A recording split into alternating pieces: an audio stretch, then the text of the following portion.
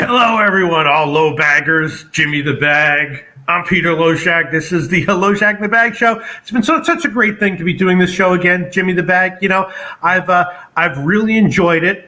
You know, except for the normal stress that comes with the sports betting season. It's so funny because when you really get involved with sports betting in a serious way, year in and year out, every point in the season has a very specific feel. You know what I'm saying, Jimmy the Bag? And this feel right now, so specific. I remember it so well. The beginning of the baseball playoffs, which coincides with the maturation of the college football season, which coincides with the stress and panic of the NHL and NBA regular seasons about to start. Every point in the year, if you get involved with sports betting, day in and day out for a bunch of years in a row, starts to have its own unique feel. Do you know what I'm saying, Jimmy the Bag, or is this only me? No, I totally do. And there's always a calm right before the storm. Yeah. And I feel like that calm is here now for a couple of days. And NHL has pushed usually NHL would be on tonight, right? This would be opening night, or last night would be opening night. They're giving us like an extra week.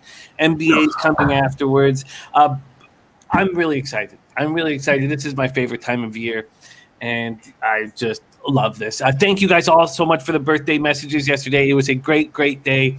I spent it with the family. While Ella was at school, I hammered Fort Erie, a.k.a. Fort Irie, with my 8-month-old son, Carter. And it was just a great day. Just a great day.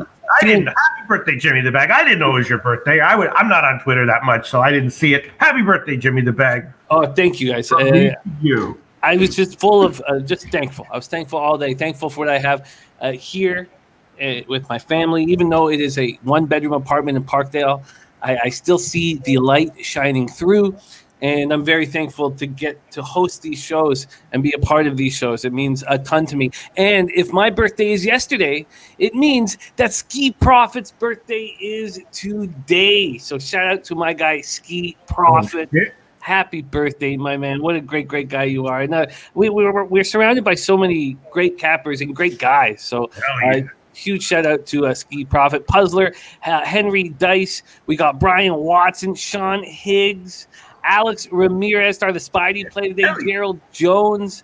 Also, I see a Matt Janning in the house. Matt Janning says Euro play for today, Hamburg -1 over Beirut in German Cup basketball. I have you to play. Matt Janning, star of the Kawasaki Brave Thunders this year in the Japanese league.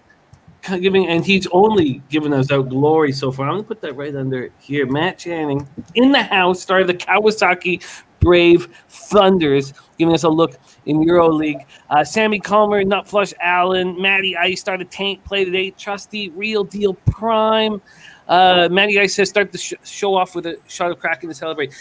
On Tuesdays, I cannot do that. Tuesdays, as you know, we have the NFL show this evening. And it's a very intense day of very hard, scrupulous work. And I cannot start it with a shot of Kraken. The show would also turn out to be 3 hours as well if we did that. So let's not, please. Well, my producer sounds tired. I'm tired. Everyone's tired. I mean, you got to cut corners where you can if you're covering every single sport, which you do, Jimmy the Bag. I'm tired. I've only covered the MLB playoffs and a handful of college games, and I'm tired. Everyone's tired, Jim. Yes, it's hard. In fact, actually, last night I slept through the first half of the football game. I slept through the first half of the football game, and when I got up, I was like, you know what? I should just go to bed. I should just go to bed right now and get a ridiculous amount of sleep. And I went to bed, and I was like, what's the score now? I wonder what the score is now. What's the score now? And I got up and worked till 1:30 in the morning.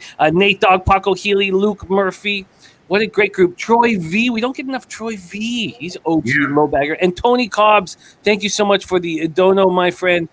Means so much to us. We got our man Lotals Loshak figuring out exactly what he wants to look like on this. I was gonna maybe shave and do something fun or whatever, but then I just started looking and I just got all caught up in my research and getting caught up in the minutiae of analytics. This shit is all changing, Jimmy the Bag. This market is getting smarter. There's a lot of friggin' smart people analyzing a million more factors than when I started. That's for damn sure. And so I just decided, all right, I'll just not shave once again. And just trying to give, because the MLB playoffs is, I usually skip the MLB playoffs if left to my own druthers. I mean, if I have to cover it, then I cover it, and I look into it as in depth as possible. But the MLB playoffs, I almost always skip, and will sometimes bet a play here or there, but for the most part, we'll skip from a betting perspective as well, because it's so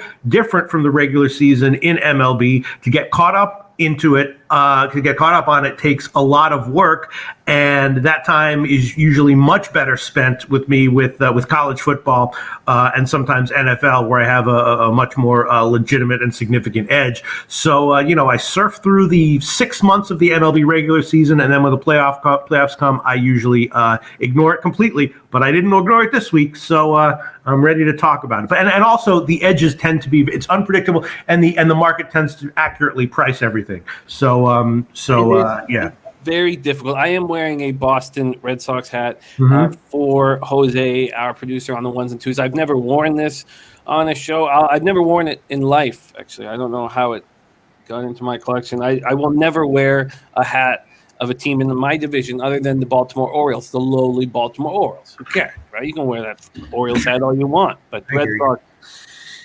Yankees, I won't wear. So this is for our guy, Jose Bouquet. And Jose has not let me know what his Say Hey Play of the Day is. And I was very disappointed in Jose's Friday Say Hey Play of the Day. Very, very disappointed. I was extremely he wasn't backing it. He didn't believe it. And he was betting it because if it cashed, then the Yankees would move on in the playoffs, and he wouldn't be so angry because he would cash a bet. But instead, both went wrong.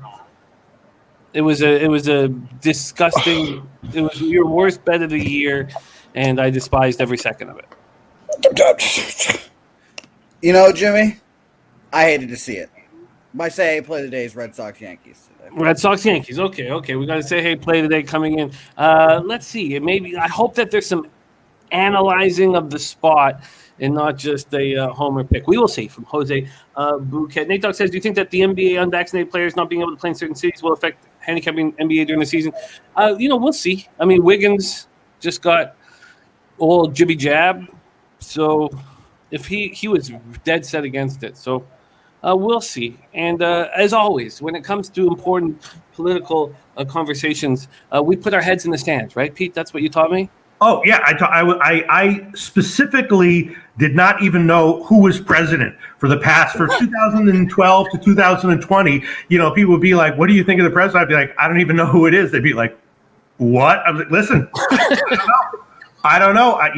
I'm sure whoever it is probably sucks, but I don't know who it is. I have no opinions on it, because it's just, I have a career to think about, Jimmy the Bag. You know what I'm saying? Oh, absolutely. So, we will not speak about anything other than sports, and it's worked well for us. It's worked well for whoever the president is now, him or her, I wish them all the best, though, for sure.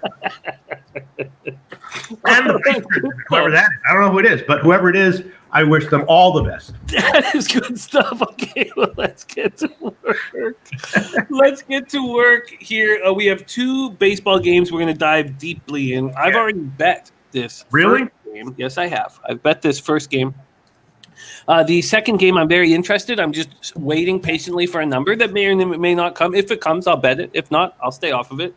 Then we have 6 NCAA football games that I asked Pete to cap for us. I tried to have all 6 to not have been capped by our excellent NCAA football show on Mondays. These are tough games, Jimmy the Bag. They're an interesting bag of games. It doesn't matter why you chose them, but it was definitely an interesting bag of games and kind of tough for me. I'll just tell you that right now. Go ahead. Well, I have made 6 bets in college football. Now, with these games that we've talked about. Now, my college football bets are half of an NHL bet. It's a $100 bet, so it's not like a huge risk here. But I found 6 spots but only on half of the game. So there's lots of questions I have for you regarding these games. They were the games that I deemed very enjoyable to bet, cap, and be a part of. And I also the only one that was capped by Babano and CMAC is the Old Dominion Marshall game. That's the only one. So other than that, but what a great group. Thank you guys all so much for joining us. Kent Davis says Pete Loshak too busy running a militia in Colombia with that beard. I mean, shout out to what I'm gonna try to put on the comment section here, because I want to hear what everyone else is gonna say about the MLB playoffs and these games, because I might not give any official plays on today's show, but I definitely want to see what other people have to say. So there might be a little bit of audio here that gets in the way while I put it on. There you go. All right, but I want to see the comments. Shout out to all low baggers. All right, Jimmy the Bag.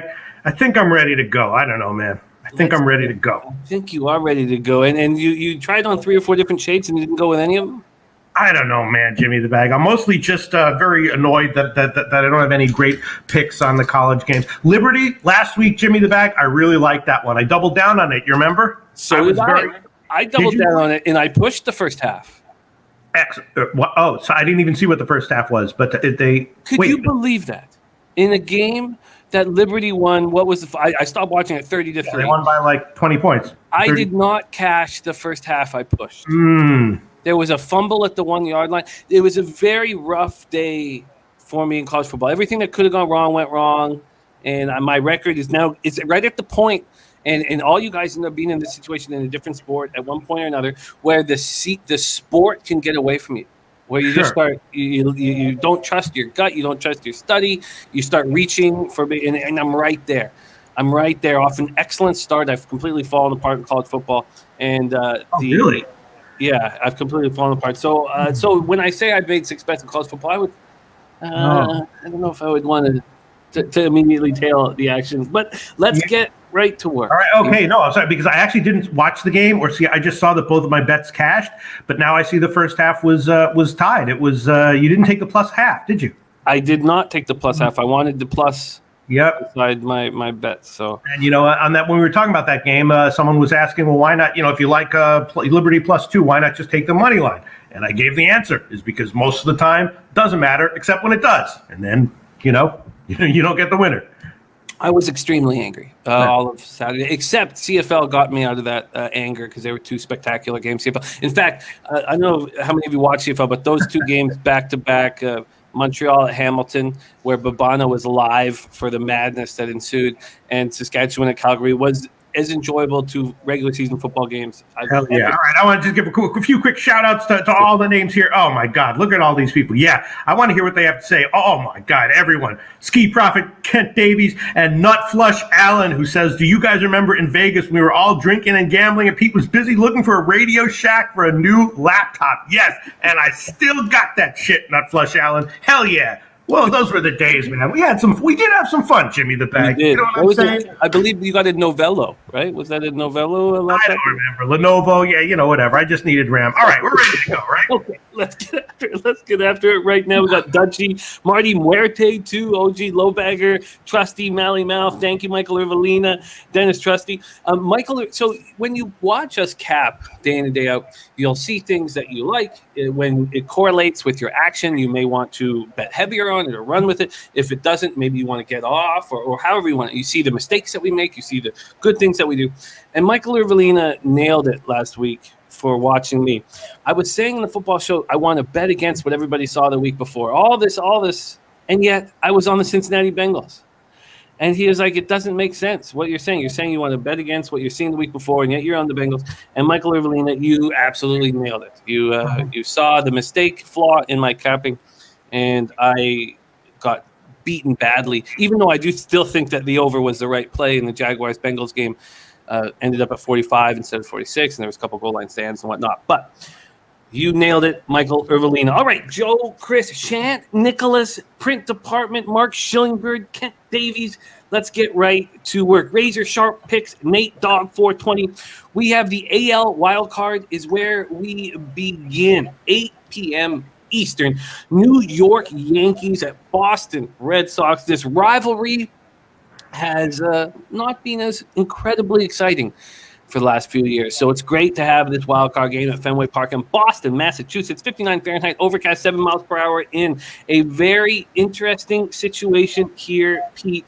And it is also the Say Hey play of the day. And even though I go off on Jose with my disappointment in his reasoning for his last bet, he is still succeeding on this show, which is not easy. 43 and 42. But his average line is at plus 103, so he's up 3.09 units with an ROI 3.64%. So let's add our man Jose Bouquet to this breakdown. You know him well as Venezuela's finest. And this is Pete. He did this for us, by the way, last week. He did this for us. Damn, I was really hoping Pete would spit out his water he just drank. I really thought he was about to spit that all out. I got real excited. Yes.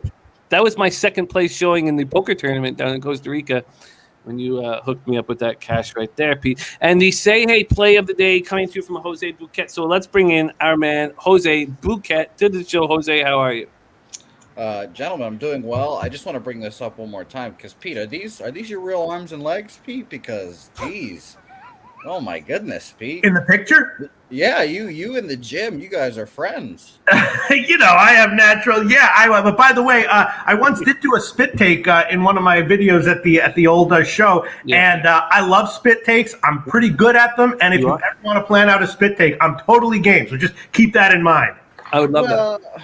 Planning, I want that. I want that real life spit take. That's what I was going for right there. You can sometimes improv. You can do whatever. But yeah, no, I'm definitely I can do that. That's in my repertoire, though. Okay, good. I'm glad that you have that in the tool belt. Let's get right to work, fellas. We have Garrett Cole going up against Nathan Eovaldi, and I'll spoil the excitement, and I'll let you guys know my action. I'm on the first 5 over 4 at minus 120. I had to wait patiently. There was 2 holdouts. Bet 365 and Sports Interaction were holdouts from the 4.5 move down to 4. I had to wait very patiently, and I couldn't give it even out on the radio show this morning that I do because they're sponsored by Sports Interaction. Sports Interaction was still hanging the 4.5. I couldn't even give it out before the show started because they moved it down. When they moved it to 4, the over 4 was at minus 129. And then right before show starting, minus 126. So I'm just going to sit back and wait very patiently. Let's go full game money lines and totals here. This total opened up at 8.5. It is now at 8, and it's juiced to the under 8. So if those of you who like this full game over, wait patiently. Garrett Cole and the Yankees open up at minus 111. They're now at minus 121. Let's move over to the cash flow. And we have 11,903 tickets in and calculated by Sports Insights. And they tell us that 67% of the tickets and 84% of the cash are on Garrett Cole and the New York Yankees, with 61% of the tickets, 59% of the cash on the over, but the under keeps dropping. It just keeps dropping. Eric Thomas says, I believe Cole is going to turn into beast mode. Garrett Cole, 16 and 8, 3.23 ERA, 1.06 WHIP, 243 Ks and 181 and a third. Last start did not look good. 6 innings, 5 earned runs, 2 homers, 0 walks, 6 Ks, and a 6.5 loss at the Blue Jays. At home and road, very nice records. Not a big change there. But September, 3 and 2. 5.13 ERA, 282 opponents, batting average, and we're going to deal with this same sort of thing with Scherzer. The question is, can these pitchers just turn it on at the drop of a dime? So let's break down just first and foremost, Garrett Cole, expectations for Garrett Cole. Pistol Pete Loshak, we'll start with you. What are your expectations of Garrett Cole here? Well, this is one of the reasons, a good example of why I kind of shy away from the postseason in baseball, and Cole is a perfect example because we just don't know exactly what we're going to get from him. Right before the crackdown, his spin rate dropped. Right then, it was slowly creeping back up. Right? Why did that happen? I don't know. You tell me. We can speculate. And how much cheating is he going to attempt to get away with here? How much cheating will he be able to get? And again, I'm not disparaging cheating. I'm just trying to analyze the odds here. You know what I'm saying? What are we going to expect from Cole? I suspect that look, if he has a dominant beast performance, that wouldn't be surprising. Going purely on the numbers, on the season-long numbers, not taking anything else into consideration, I would expect a strong start from him. But I don't feel confident in it. We don't know what's causing his spin rates to go up and down. And I'm not going to bet the Yankees here. I'm leaning Boston, although JD Martinez being out is not good. At an underdog line, I'd be leaning Boston. I haven't bet this one yet. The big question mark is what can we expect from Cole and why? And I don't really have a strong answer for either of those. His spin rate has slowly been increasing since it dropped right before the crackdown. So, he had an okay start against Boston 2 starts ago. But around that, he got crushed. I suspect if I had to bet on it, which I am a bettor, so I probably will. I would bet that he probably gets touched a little bit. But for anyone who thinks he's going to come back in beast mode, I don't have any reason to doubt that either. So it's a pass for me officially. I might bet Boston here, and I might have a different opinion after hearing what everyone else has to say about this game. Well, we will break down Eovaldi next, but we're on Garrett Cole right now. We're going to move over to Jose Bouquet, and JD Martinez, just 214 average against Garrett Cole, 6 for 28, but 2 doubles, 2 home runs, so an OPS of 843. He will be missed. Jose Bouquet, Garrett Cole, expectations. Garrett Cole. It's interesting, Jimmy. It's interesting. When I pay over $300 million for something, I expect it to be the top tier, the best. Garrett Cole against the Red Sox this year, won't even talk whole career. It's just this year. 2-2, 5.91 ERA. He puts the fear of God into the smaller teams, like the Orioles. Orioles will be intimidated by him. It's like, they'll go up there shitting their pants a little bit, like, oh, this is Garrett Cole. Oh no, the Red Sox aren't scared of Garrett Cole. They've seen him plenty of times before, and I expect them to be runs too today. I mean, the issue, my bet, I won't spoil my bet, but it's kind of going against you, Jimmy, in that first 5 look. So, I could see him first time around the order having a good go around. That postseason wild card game, like everyone's clinching their bats a little tighter. It's all for all the marbles here. Just like in football, how we say like everything's tighter in a playoff game atmosphere, stuff like that. It's kind of the same way when I think about the wild card game here. Now, I'll double check and I'll look and see what wild card game totals have been in the last 7 years. I think it's been. The one game that I remember just being a shit kicking was when like the Cardinals got blown out and like 13 runs in 1 inning, the first inning. But I expect Cole to go out there, first three innings maybe, nice, good start, but I think he goes 5 and gives up at least 3. So if you want to call that a top tier good start from Garrett Cole, sure. But when I pay $300+ million for something, I expect better.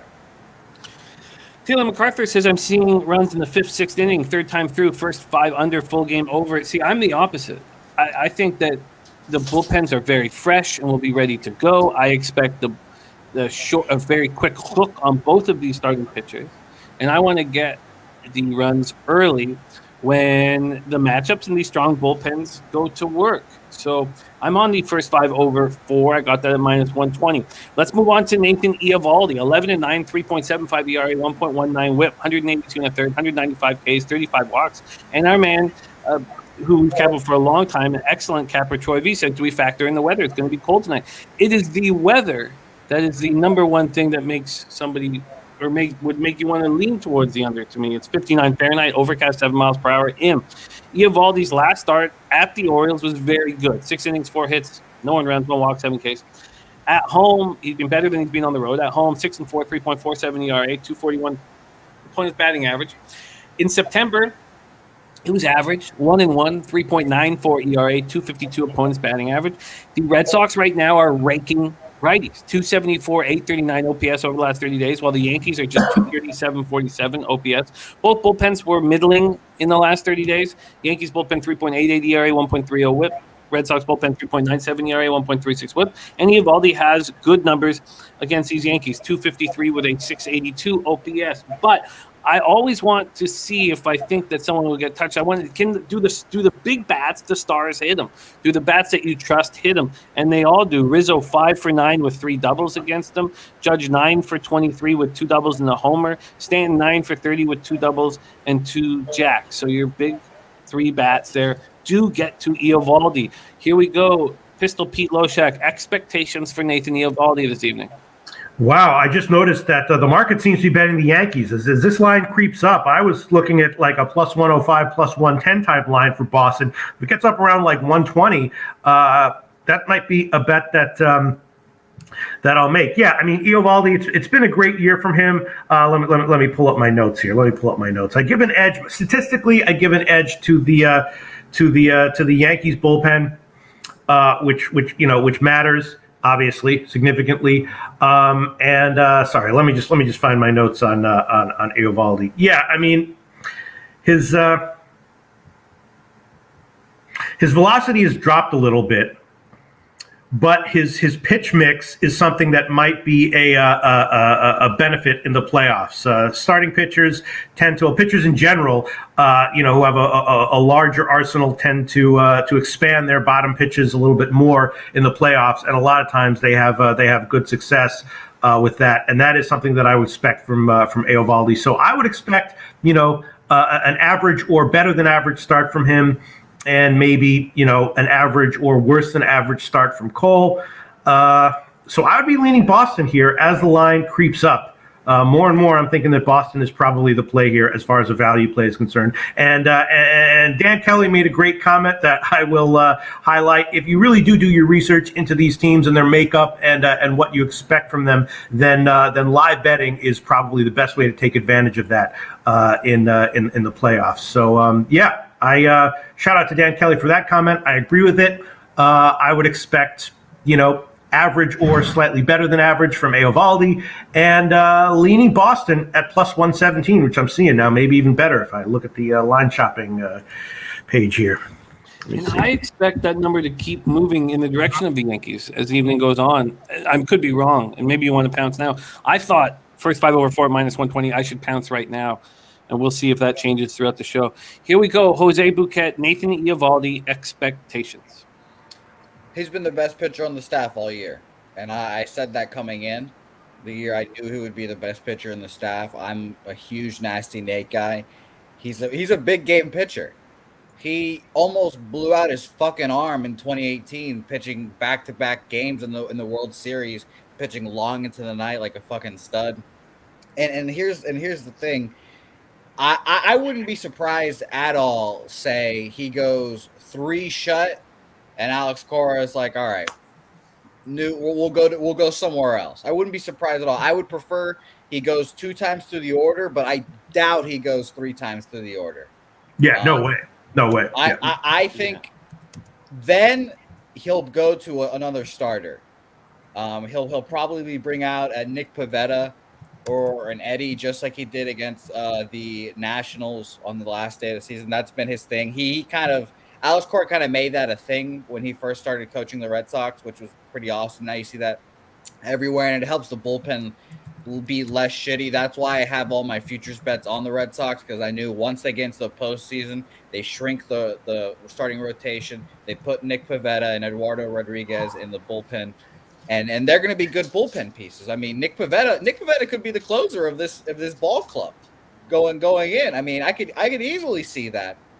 But right now it's Hansel Robles and maybe a shaky Matt Barnes. So once we get to the 9th inning, it's definitely going to be scary. But I fully expect Nate to have a good start here, especially after the last start, where I remember, as you can hear, Molly the dog dragging her ass all around the floor. That's a good sign for today.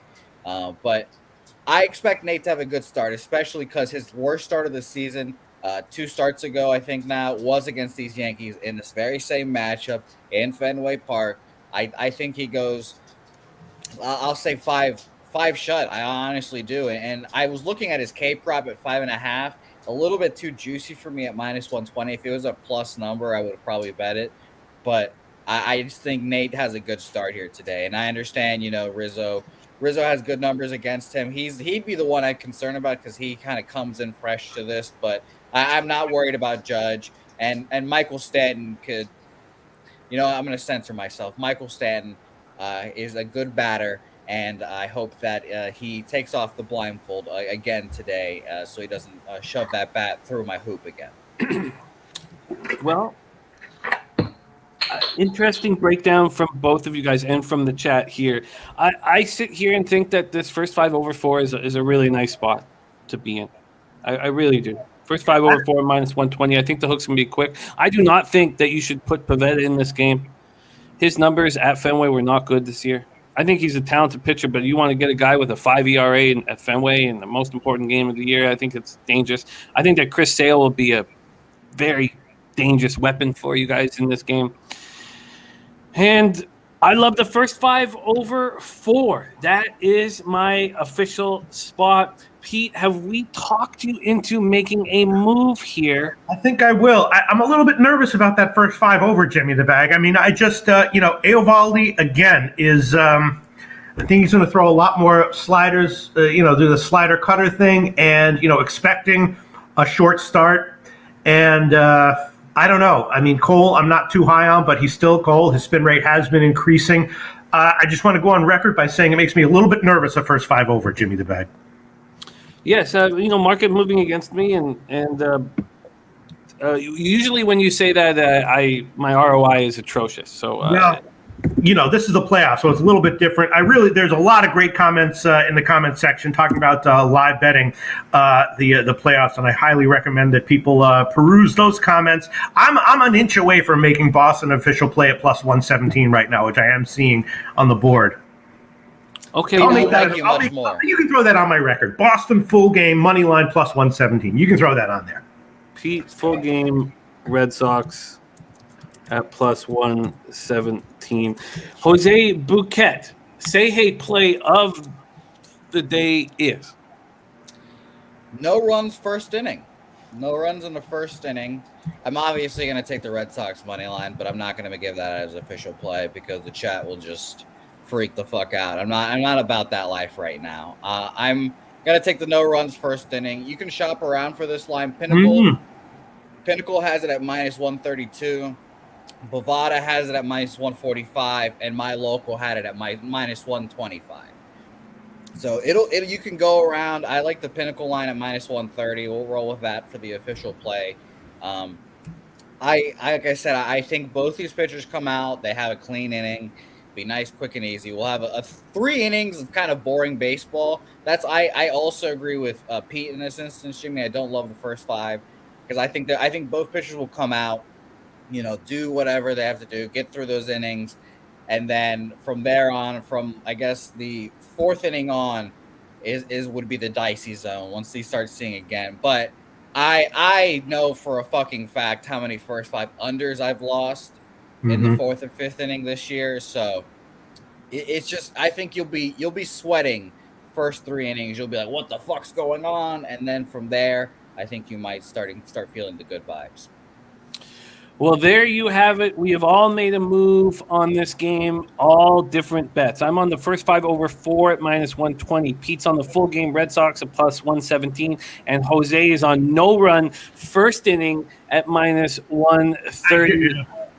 I did get a no with 5 O's, Pete, from Henry Dice on that one, which is understandable. You know what I mean? There's also the X factor, which is like, maybe someone will come in and say, Cole, nothing's going to fly in this game. You're going to have to go with your natural ability, and then comes in and gets crushed. And that's not out of the question. I think that's highly unlikely, but definitely not out of the question. So I don't know. It might have been a mistake to take him at 117, but, yeah, sorry. I just ate up mistake, about 30 unnecessary seconds of airtime with my insecurity about the pick. Jose, will you be going live for this baseball game tonight?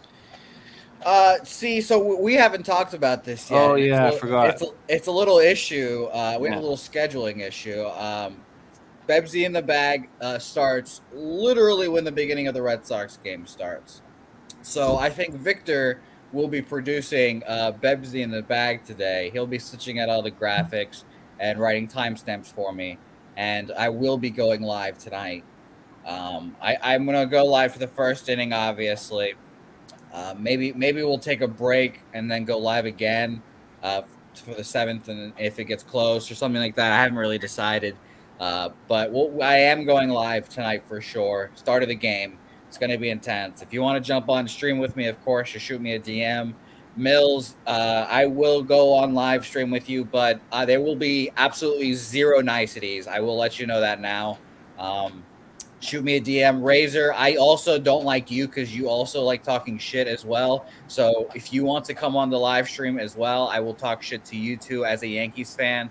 And it will be a good time. Tonight at 7, I think the game starts. So it'll be a good time.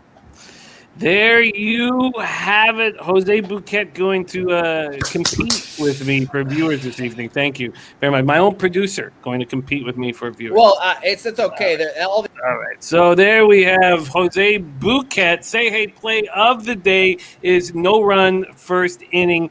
And our man Pete is on Red Sox plus 117. We also had a very interesting note from our Matty Ice. Matty Ice says, no taint today, but I am on Boston first 5 in full game. If you have BetMGM, I'm on Boston to win and under 9.5. Boston to win, that will be at plus 210. At plus 210.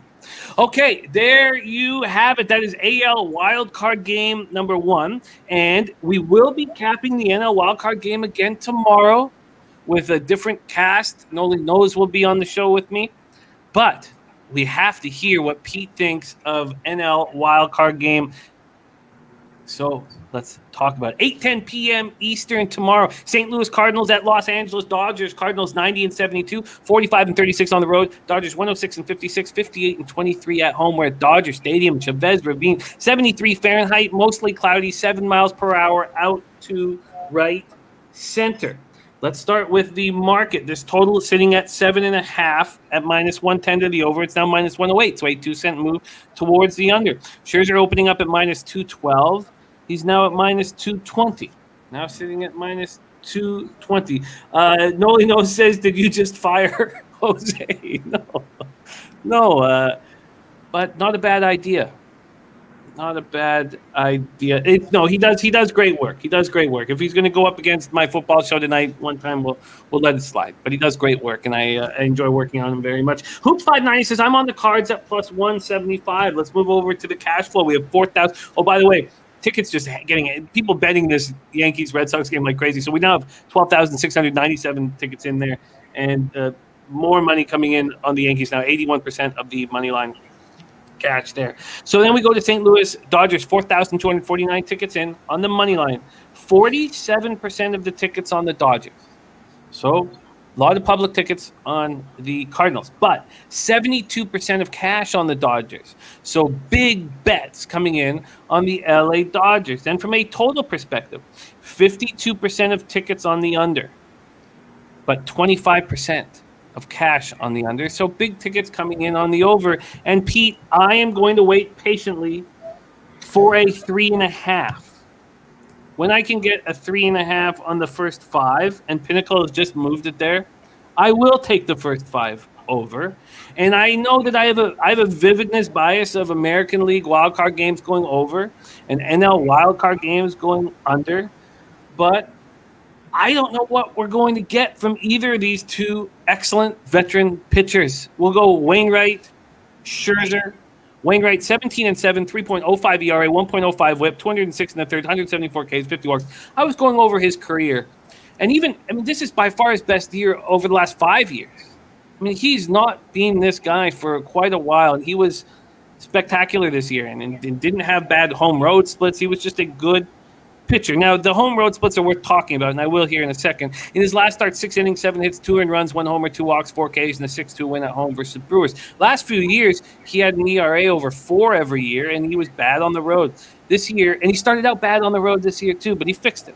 At home, 9-5, 2.74 ERA, 2.21 opponents batting average. On the road, 8-2, 3.58 ERA, 2.17 opponents batting average. And we're dealing with the exact same thing as we're dealing with the other pitchers where, look, this guy's throwing 206 innings, and he did not have a great September. Now, he went 4-0. The Cards have won 13 of Wainwright's last 14 starts, but 3.44 ERA, 2.30 opponents batting average, not as good as he had been in August or July. Pistol Pete, let's start with Adam Wainwright expectations. Take it away. I don't really have any. Yeah, I mean, obviously, he's very consistent. Not quite lights out. He has the defense, a great defense, though, and that's something that still gets overlooked a little bit, I think. The Cardinals have a great defense, as did the Mets this year, which is part of the reasons why the Mets appeared to overachieve in the beginning of the season, and that has definitely been part of the Cardinals' resurgence here. I don't really want. Then again, I have the Dodgers, despite all their issues, rated as basically the top team in all the playoffs right now, and the Cardinals as statistically, not including defense, as the worst team in the playoffs. That's based on year-long stats, though. So, I would expect a good start from both of these guys, but I'd also want to maybe look and do a little bit more research tomorrow, which I haven't done, to maybe try to shed some more light on it. But yeah, I would expect relatively strong starts from both of them, but also expect the unexpected, and not sure which one to expect the unexpected more from. So I really, this is the way that the MLB playoffs are for me. I basically have nothing to say about this one from a betting perspective right now. Although, if this line gets up to 220 or 230 for St. Louis, it starts to get hard not to pull the trigger on it. I don't really want to bet against the Dodgers, though. And, I would expect Wainwright to be as reliable and excellent as ever. Not lights out. Yeah, not lights out, but reliable. And that works. That makes sense. That makes sense from a breakdown perspective. Let's talk about Maximus Scherzer next. Again, at the minus 235 that you can find the Dodgers at some books. Let me go back to full game. I was looking at the first five because I do want the first five over 3.5, I think, at this point. No, there's only it's between minus 220 and minus 230. So there's been an 8-cent move towards the Dodgers, which doesn't really correlate with the amount of cash that's on the Dodgers. Minus 220. If it's at minus 235, that's a 70.6 implied probability, 70.6%. At 70.6%, you'd have to think, well, it's got to be cards or no bet. But big bets coming in on Maximus Scherzer. So Scherzer allowed 15 earned runs in his 11 starts. Unbelievable. He went 7-0, 1.98 ERA, 0.82 WHIP, 89 Ks and 68 in the third, 8 walks. That's with the Dodgers. I could give you his numbers with the Nats. They were fine. 8-4, 2.76 ERA, 0.89 WHIP, 147 Ks, 111 innings. But he was lights out with the Dodgers. But 10 of those 15 earned runs came in his last 2 starts. Now, one of those starts was at Coors Field. It was the first time he'd been there since 2017. He'd been lights out going into that, and he got touched for 5 earned runs. And then he got touched for 5 earned runs again last out. Cards right now versus righties, 262, 767 OPS. Last 30 days, they're hitting him hard. Dodgers versus righties, 241, 762 OPS. Both bullpens are lights out, and there'll be a quick hook for both of these starters. Expectations of Maximus Scherzer, Pistol Pete Loshak. Wait a minute, I'm sorry, Jimmy. Back in the beginning of the segment, you said you were waiting for 3.5 to bet the over. Yes. Oh, okay. I would. That makes me very nervous, Jimmy the Bag. I don't mean to to make you to put you off the play, but that makes me nervous. I would definitely be leaning under here, first 5 and full game for now. I hear that. I think the Scherzer. I mean, obviously, again, I'm going to do a little bit more research into Scherzer tomorrow if I plan on betting this game. To see if his last 2 starts were indicative of some kind of injury or issue with him. But he was lights out against St. Louis this year, and I suspect that he'll be much closer to that form than his last 2 starts of the season. I wouldn't put too much unless I find some reason to be concerned about Scherzer. I would not be too concerned about his getting hit in his last 2 starts, and I think he's going to be fine for however long they leave him in there. The first 5 over makes me extremely nervous, Jimmy the Bag. In fact, I kind of like the under at 4, just right now without having done any further research into this. The under at 4 makes sense to like. I get it. If 4 is a push, then I can understand why the under 4 is juiced to what it is right now. Numbers against Wainwright, 289 with a 699 OPS. So they hit him, but with little power. They're 24 for 83. 8 of those 24 hits for extra bases, 7 doubles and 1 homer. Muncy, 2 for 7 with a jack. Mookie Betts, 2 for 4 with 2 singles. Trey Turner, 8 for 19 with 2 doubles. That's the best number of anyone on the squad. Justin Turner, 3 for 9 with 2 doubles. AJ Pollock, 3 for 8 with a double. Against Scherzer, 180 with a 452 OPS. Scherzer just shuts these guys down in a big way. So that's a huge sample size too. 27 of 150. 27 in 150 at bats. Dommy Gunn says, I took it yesterday under 4. The first 5. Yeah, he took it yesterday for under 4. And, I mean, look, again, in the MLB playoff, this is a great example of why I kind of don't bet the MLB playoffs or bet them very lightly. Expect the unexpected in all situations in the MLB playoffs, and if you do your research, look for live betting opportunities for sure. But if one of these guys gets hit, it wouldn't shock me in any way, shape, or form. But I definitely, the first 5 over makes me very nervous. I haven't bet it yet, so I will certainly take that into consideration. Creo says, what's the wind direction going to be? It's 7 miles per hour out to right center. It's nice weather for offense. It's not that hot, and Chavez Ravine is not a good park for overs, but 73 Fahrenheit, mostly cloudy. 7 miles per hour out to right center. So no official pick from you yet on this Cards-Dodgers spot? No, not because the game's tomorrow. I guess not, but I'm an inch away from taking first 5 under 4 officially. Okay. Wow, Dom Ricci says Cards momentum is over. Yeah, I mean the Cardinals are. We sort of were on that train. We talked about that right as they got a bunch of guys back from injury. Remember that, Jimmy the Bag? Mm-hmm. We were on that. We mentioned it. And especially Gas Station Sushi, who said when they were a game under 500, he said he was going to flat bet the Cardinals every single day for the rest of the year. Really? Wow. Yeah. Shout out to Gas Station Sushi. Yeah. It's just the Dodgers. Again, I have them rated as, arguably the top team in baseball right now. And I expect Scherzer to be fine. So it's just tough. Yeah. Okay. Well, we will keep an eye on Pistol Pete's Twitter to see if he moves. So no official plays, although I have interest in a first 5 over 3.5. Chief 14 says Dodgers cover big. I have interest in the first 5 over 3.5. And Pete, very nervous about my interest. And if you've watched NL wildcard games or NL playoff games, they're very low scoring. But we've all made moves on the game this evening. I'm on the first 5 over 4 at -120. Another spot that Pete is very uncomfortable with. On my behalf. Full game Red Sox for Pete at +117 and no run first inning at -130 for Jose Bouquet. That's the say hey play of the day.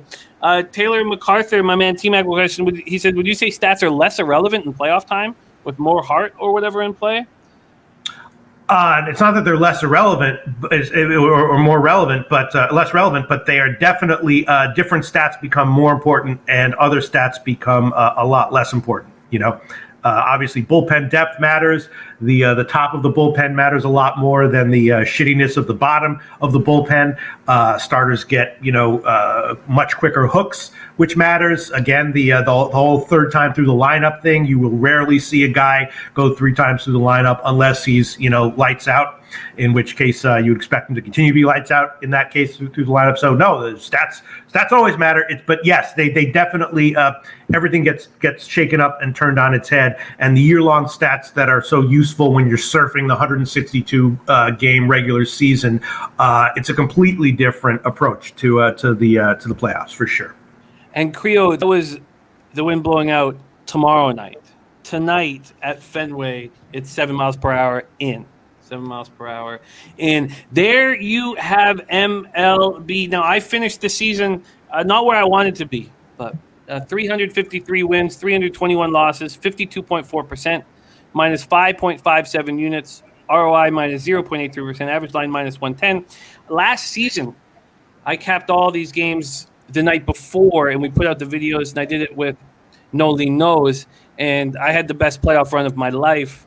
And I want to carry that over to this playoffs and get myself into the black by the end of the year. Chief 14 giving us a final score of 7-2 Dodgers. John Roy. We got John Roy. Nice to see John Roy, our guy. He works at Soldier Field in Chicago, says Yankees game tonight. Oh, that's which game Joe West is umping. Okay.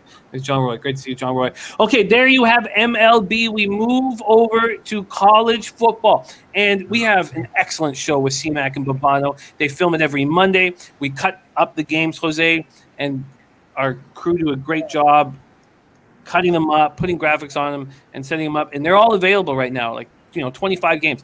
So I did my best to pick games that weren't on the show, the Monday show, and I did that with everything except this Old Dominion game. But first, our guy Ski Prophet says, Pete, I know how much you love birthday picks.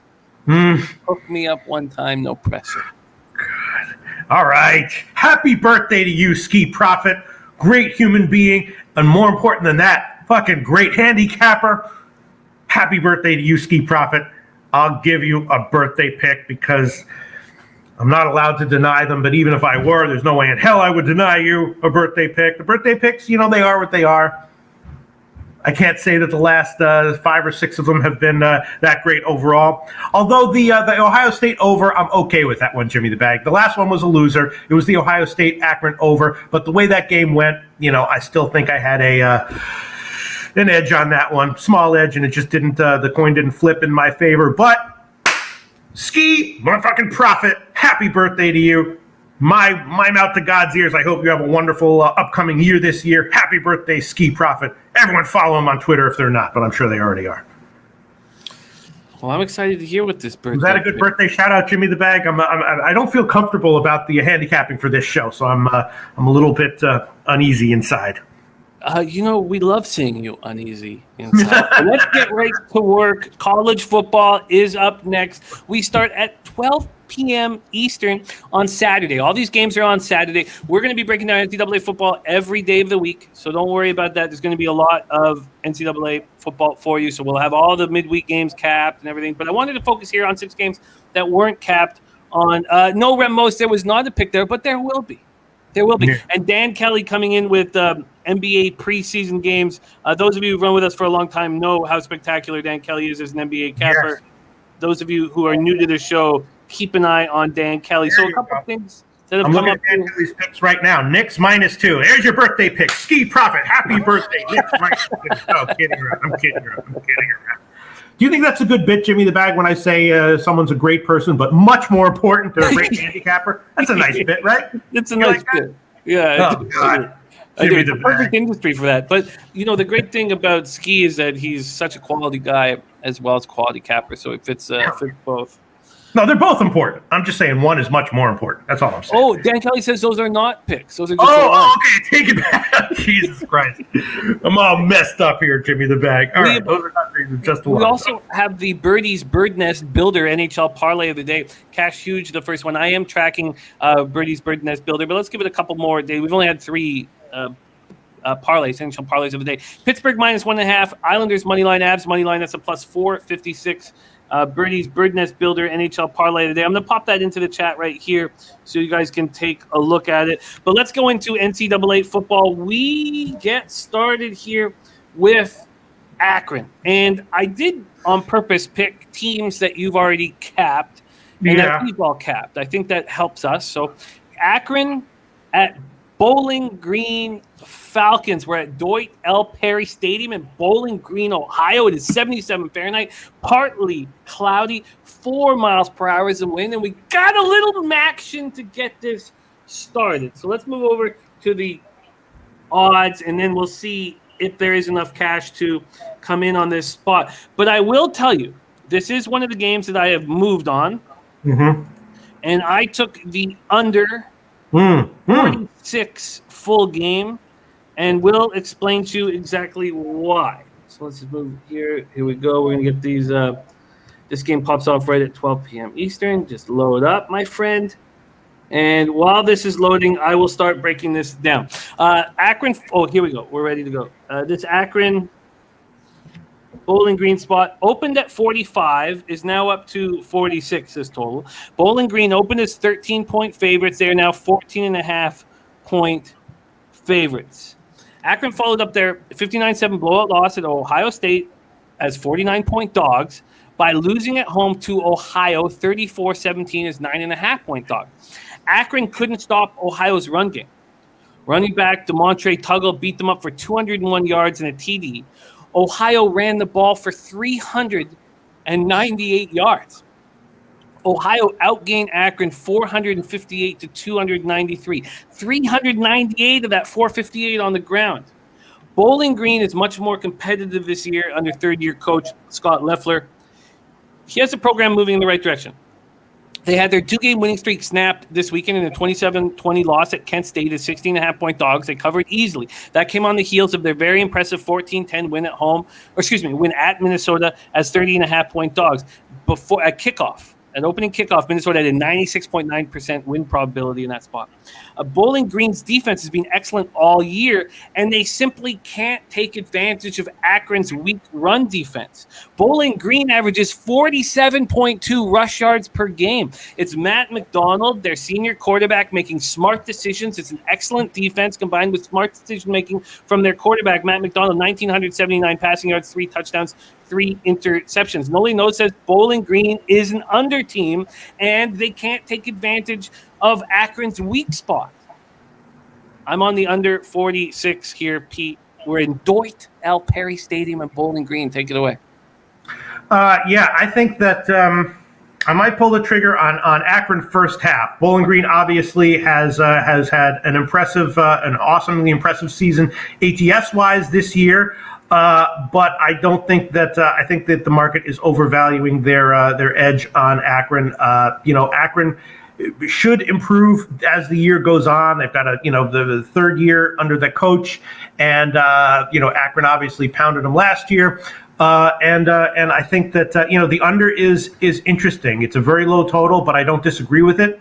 And my pick on here, if I had a free play right now, I don't know if I want to make it official, would be Akron first half. And I think I saw. Let me see. Let me find the lines here. I think I saw 7.5. Let me see. Wait, hold on one second.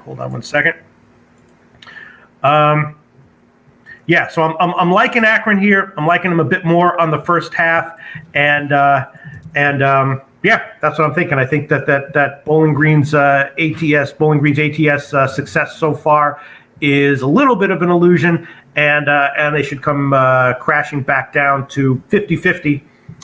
Probably starting with this week. I think I like the first half a little bit more. I'm just waiting for the lines to so I can see what the actual number is here. What do you think about that, Jimmy the Bag? You like the under. What do you think about Akron as a dog? I think that you're getting a really nice number here because of how great Bowling Green's been the last 2 weeks. So from a numbers perspective, getting a plus 7.5, it opened at 7. You now get a plus 7.5.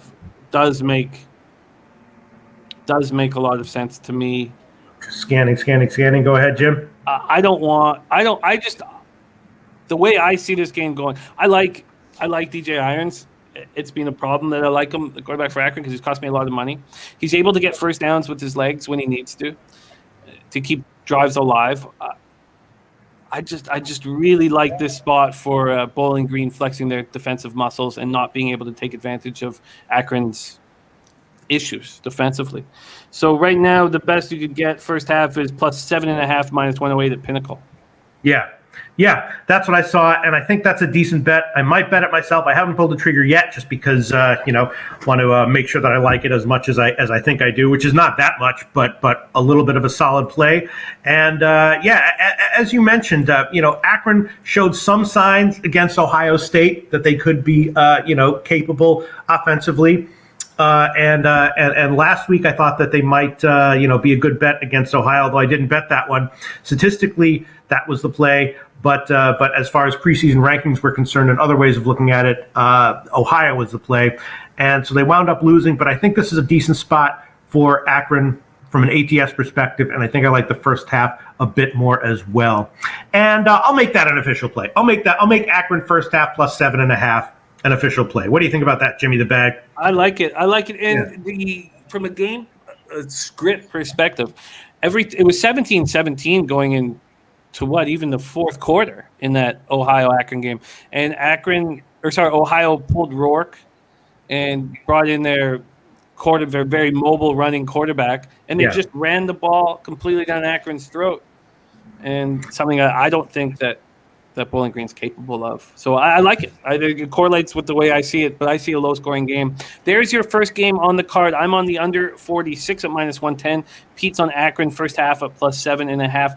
We move on to 12 p.m. Eastern. Vanderbilt Commodores 2-3, 0-1 in the SEC at number 20. Florida Gators 3-2, 1-2 in the SEC. We're at Ben Hill Griffin Stadium in Gainesville. I've not bet this game. I'm very interested to hear what everybody thinks here. 81 Fahrenheit, chance of showers, 5 miles per hour. Pete, we do have, I know we're on the Vanderbilt, Florida. I love the graphics, but we do have a question from Noli. He says, why just first half? Do you expect Akron to fall off in the second half? No, not necessarily. Just because of the way I analyze these games, this is a spot where I am, it's just a broad preference in this spot for Akron, based on some database stuff that I have. I mean, sorry, broad preference for the first half based on some database stuff I have. Yeah. Vanderbilt, Florida, 81 Fahrenheit. Jimmy, let me ask one question. Are we going to talk about the playoffs futures or not? Oh, yes, we are. I apologize. I went into. No, it's okay. I just don't know what's on the schedule. No, you're right. I meant to do that at the end of baseball. I meant to do that. No, it's okay. It's not a big deal. It's just like one of the reasons that I'm relatively unprepared for the college football stuff is because I prepared for the futures odds. No, I'm just kidding. I'm not unprepared for the college football stuff. But I was just curious whether we're going to do it or not. Let's do that. Let's. Is it cool if we go through MLB? That was all my fault. I remember you. Okay. Let's just do all the college stuff, and then let's do the playoffs, the futures odds in because I don't really have any bets that I would recommend, maybe slight edges, but I have some insights. No, I love that. That's my bad. Okay, so let's move on to Vanderbilt, Florida here. So let's start with the market move, and I don't believe there's enough tickets on any of these games, but let's just see here. The Akron game, we have 907 tickets in for Akron Bowling Green, 57% of tickets, 89% of the spread on Bowling Green. And then a 50-50 on the total with 60% of the cash on the over. Then we go to this Vandy spot here. It should be there. I don't know why I don't see it up. I'll have to look a little harder for this Vanderbilt. Oh, there it is. Just 315 tickets in. So not important really, but 52% of the tickets, 60% of the cash on Florida. And with just such a small sample size, you have 50-50 tickets over under, but 91% on the over. We have a first half line for Florida is at 24 points. When we go to full game spreads and totals in this spot here, it's going to pop up shortly. Come on. Here we go. Spreads and totals full game. So we know it's a 24-point spread first half. When we go to full game, it's going to pop up here shortly, but while it's doing it, why don't we break it down a little bit? Oh, here it is right now. We have Florida opening up as 39-point favorites. That's gone down to 38. This total opened up at 57.5. It's now at 59.5. Hoops 590 says, Noli No says Vanderbilt is awful. And this game here, Vanderbilt's very confusing. We also have Colorado State. I did on purpose have games with teams who've already played each other in this breakdown to help us shed light on these situations. But let's start with Vandy. Coming off a 62 loss at home to Georgia, Vanderbilt was supposed to get a comfortable win heading to Connecticut as 14.5-point favorites. That did not happen. Vanderbilt needed a late drive, 47 yards, 7 plays with 107 left. and a 4th and 4 they had to convert to get this 31-yard field goal by Joseph Bulovas as time ran out to barely get a 30-28 win. They're unable to get any type of a pass rush whatsoever. They just can't get any pass rush, and they let this very weak UConn offense gash them for 331 yards passing and 192 yards rushing. So after Florida, let's move. Florida came within 2 points of knocking off number 1 Alabama in a 31-29 loss on September 18th. A lot was expected of the Gators moving forward. They followed that up with a impressive 38-14 win over Tennessee's 19-point favorites, and then came last week's road test in Lexington as 7.5-point favorites. They held the ball for 36 minutes and 18 seconds. They outgained Kentucky 382-224 and lost 2013. Kentucky beat Florida at home for the first time since 1986. The Gators were putting up an average of nearly 541 yards a game coming in and could only get 382 against Kentucky. They were held to 4 for 13 on first down. And Emory Jones, who is an impressive dual threat, has just 5 touchdowns and 6 interceptions now. So Dan Kelly says, look how much this Florida line has moved since the opener. I only have the Pinnacle opener, and maybe for college football it'd be better off. Would it be better off in college football using like a bet online for the opening line? In my personal opinion, no. I mean, if you should definitely bet the bet online openers if you can. But as far as I would quote, I would not use a bet online as an opener. No. So just because. Go ahead. Vanderbilt, Florida. This is an angry Florida Gators team, Peter. Yeah. Do they take out this anger on Vanderbilt? And is Florida first half the look here? I think so. But I might be thinking about the over at 32 a little bit more than Florida minus 24. Vanderbilt, has a experienced quarterback who can put up a touchdown here and there, and of course, defense is a big issue with Florida. Now, it's entirely possible that they're coming here and try to establish some kind of defensive identity against a team where it doesn't really mean anything if they do. But I think it's more likely that they, have an explosive offensive, explosive first half offensively. Maybe give up a touchdown or maybe even a touchdown and a field goal here and there to Vandy.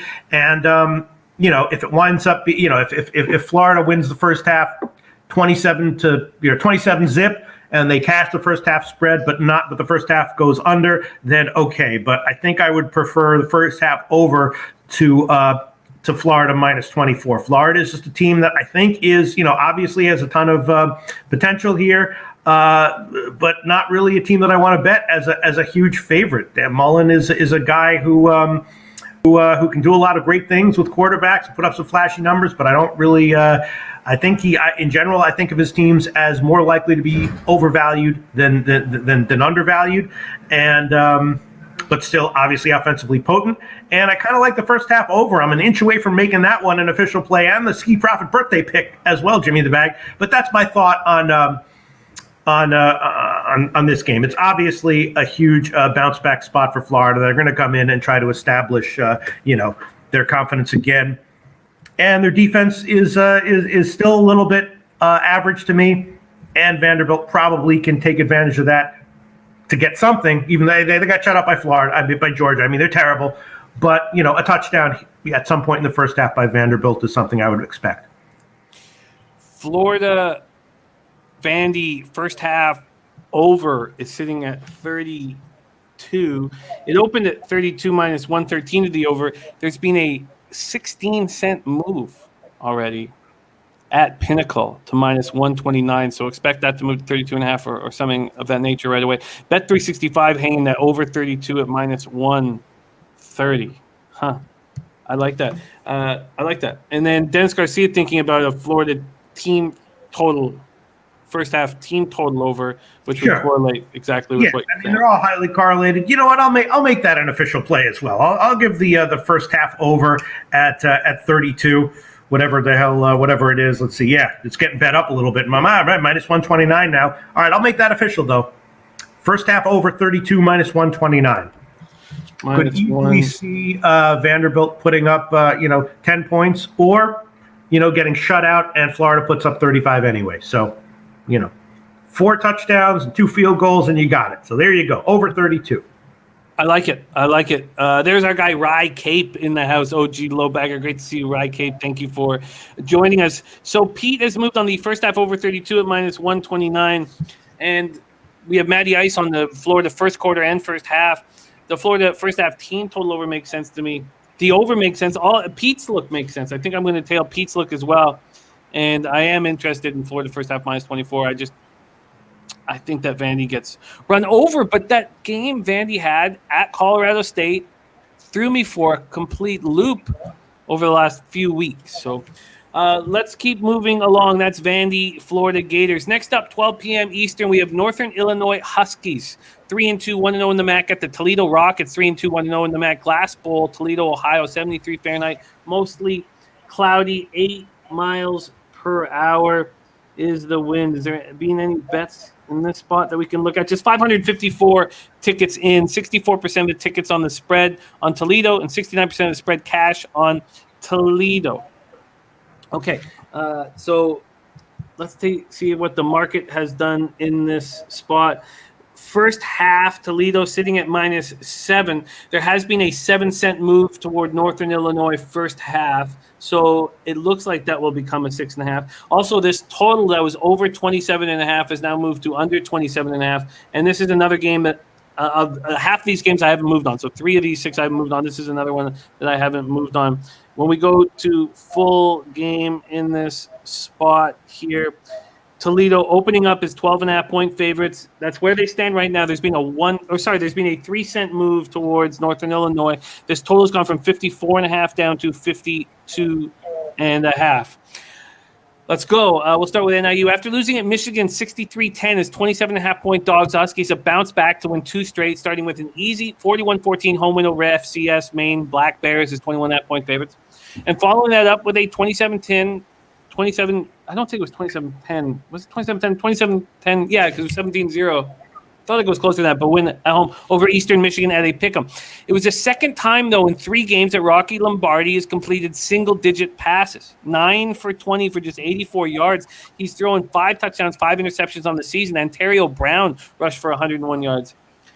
Toledo is a very tricky team for me to cap. We have Noli Nose leading to the under. Robert Cherry says NIU is 6-0 against the spread. Can't go against that. They might mess around and beat Toledo outright.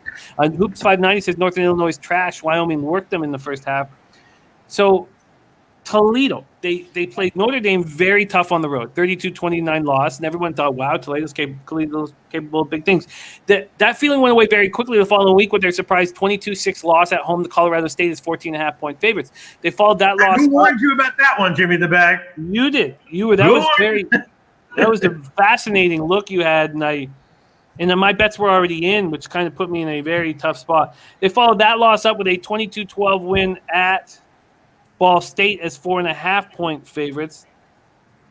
So, yeah, so they can't – 6-0 against the spread against – so that's what you're saying. There's NIU 6-0 against spread at Toledo, you must mean, because they certainly did not cover that game against Colorado State. So they 22-12 win at Ball State is 4.5-point favorites and then last week they crushed lowly UMass 45-7 as 27-point favorites. They outgained UMass 455-134, 22 first downs compared to UMass's 8. They have 2 different quarterbacks in sophomore Carter Bradley, and then they have this dual threat speedster freshman DeQuan Finn that they bring in. NIU Toledo Rockets, take it away, Pistol Pete. This one, it's just going to be a pass. I mean, Toledo is actually, is that kind of team that, has the talent to play, as you said, to play close with anyone, to play close with Notre Dame. And when they're a big underdog against those kinds of, in those kinds of situations, I'm definitely looking to bet on them. But then, when they're a big favorite against a team they clearly overmatch, that sometimes they do blow them out and you're like, did I leave money on the table? And then other times they almost lose and they're like, did I leave money on the table? Not seeing that they're just going to be, a letdown here. So it's going to be a complete pass for me. And Northern Illinois, young and improving. They're outmatched talent-wise, but they're definitely. I would expect them to have some betting value as the year progresses. But a 2-touchdown win by Toledo, a dominant win, which doesn't even have to be that dominant, to win by 14. So total pass for me. Anything can happen here. A lot of uncertainty. Can't give a play. Not going to bet it, and that's about it. That makes sense to me. I have not moved on it. It is a tricky spot. Let's move on to the next game. I just wanted to say that the under is interesting though, because Northern Illinois is of course going to run a lot. My note here is that if there's anything, if you gave me a free play on the game, I would definitely put it on the under. Free play on the under. Mally Mal says, does Pete have a show record? I've tracked all of Pete's action, but I haven't put it in a spreadsheet we which is something that I may do. As we know, it takes time. But Pete, very good. Very good.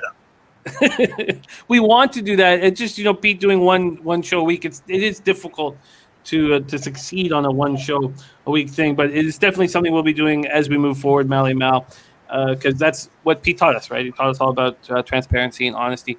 Even when SBR did not want us to put our records up because they thought, how can you beat the juice? If you're losing, are people going to watch the show? And we said that's not the important thing. The important thing is to show truthfulness in this industry that's filled with fraudulence.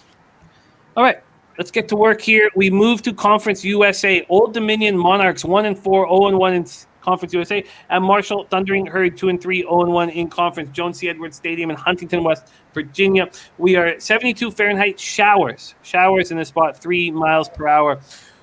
Let's start with this market quickly. So this game pops off at 2 p.m.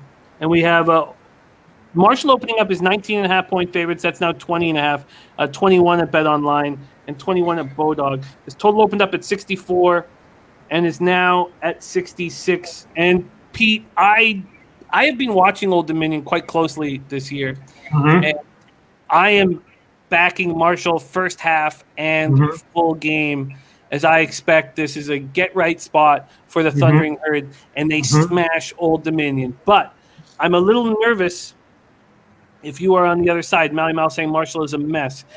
Old Dominion comes off a 28-21 loss at UTEP as 5.5-point favorites. I was on ODU at plus 5.5. DJ Mack Jr., whom I like, 20 of 34, 194 yards, 1 touchdown, ran for another. AC White returned a blocked punt 11 yards into the end zone to give the Monarchs a lead 21-20 late in the third quarter. At that point, they had all the momentum. They were terrible in the first half. They got the momentum back in like 7 or 8 minutes. It was their third blocked punt in the past 2 games. Look, they didn't cover either of them.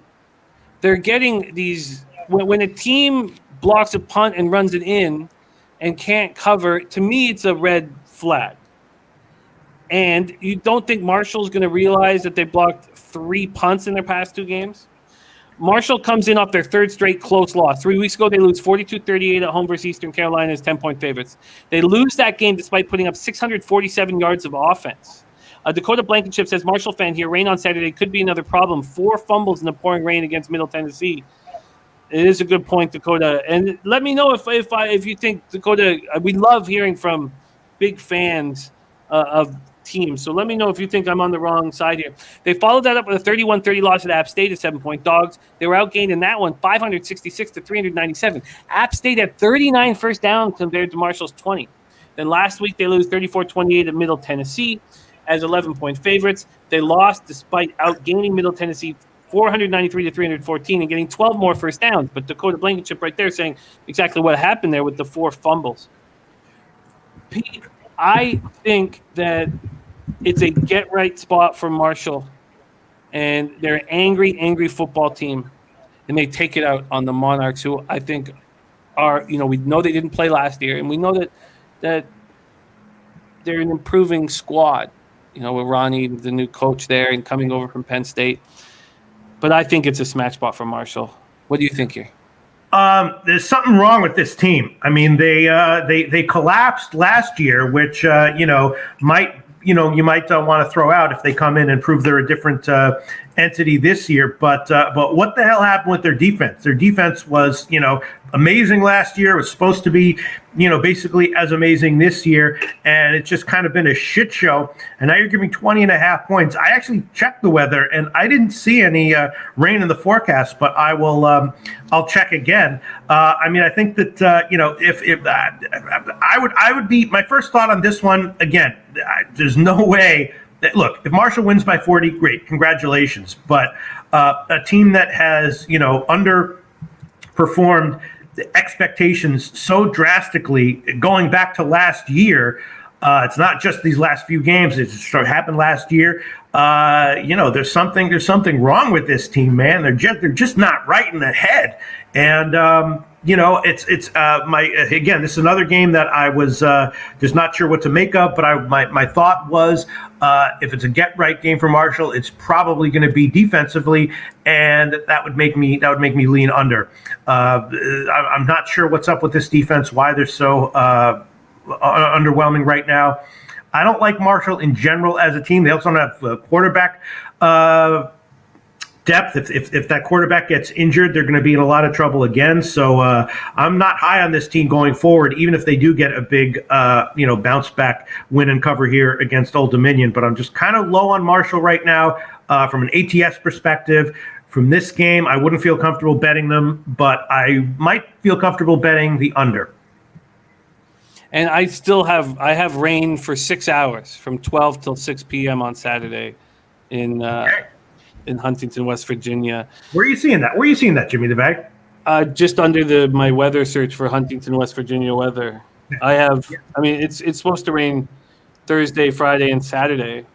And Saturday, I have it as mostly cloudy at 9 a.m. Then 12 p.m., I have showers. And I don't have the showers stopping till... there's showers at 3 p.m. Mm-hmm. But the precipitation is going down. It starts at 44% at 12. Then at 3, it's 38%. And then at 6, it's 15% and partly cloudy. And that can change quite a bit, but that's what I have here. Okay, well, I didn't see that. But, I'd be leaning under here. And I definitely would not feel comfortable pulling a trigger on Marshall. Old Dominion's game against UTEP statistically was nice, was pretty impressive, as was their game against Buffalo. Game against Liberty was, throw it out. That I'm high on Liberty in general. So a team that goes on the road, a shitty team that goes on the road and gets blown out by Liberty, fine, throw it out. And I'm not as down on Old Dominion as you might be. I'd be leaning under here, Jim. And more, the more we talk about it, the more I'm thinking under. All right. What the hell happened? Do we have any, Marshall students in the comment section, or Marshall fans or devotees? What the hell happened to their defense? Because I'm not exactly sure. What's so funny? Larry says, Loshak much more considerate to your weather predictions than Bebsy. Bebsy hates when I give weather predictions out 4 or 5 days before a game. He becomes irate. Take the information where you can get it. Definitely. I think that weather is maybe a little bit of an overvalued factor at the moment. But when it sort of adds a little bit of weight to the way that you were leaning initially, which is exactly the case with me in this game, then it's nice to hear and nice to know about. All right, there we have it. Pete leaning towards the under. We will come back and see if he makes a move there. And you might want to wait because market coming in on the over at this point. Let's see if we don't have the tickets are so small. I don't even know if it's worth keeping them out here at this point. We move on. 3:30 p.m. Eastern. San Jose State Spartans 3-2, 1-0 in the Mountain West. The Colorado State Rams 1-3, 0-0 in the Mountain West. We're at Canvas Stadium in Fort Collins. 71 Fahrenheit, partly cloudy, but 15 miles per hour weather. And what's wrong with San Jose State this year? And we already had Troy V saying take San Jose State here. So let's talk about this. Last year's Mountain West champions do not look good. Again, those of you joining us, I know we have Ken Mizrahi saying, I hope I didn't miss the Ole Miss breakdown. The Ole Miss breakdown is done beautifully by C-Mac and Babano, and what we're trying to do on our show is just not repeat any of those breakdowns, no repetition. So that game is available on our YouTube page right now, and we are not going to break that down here.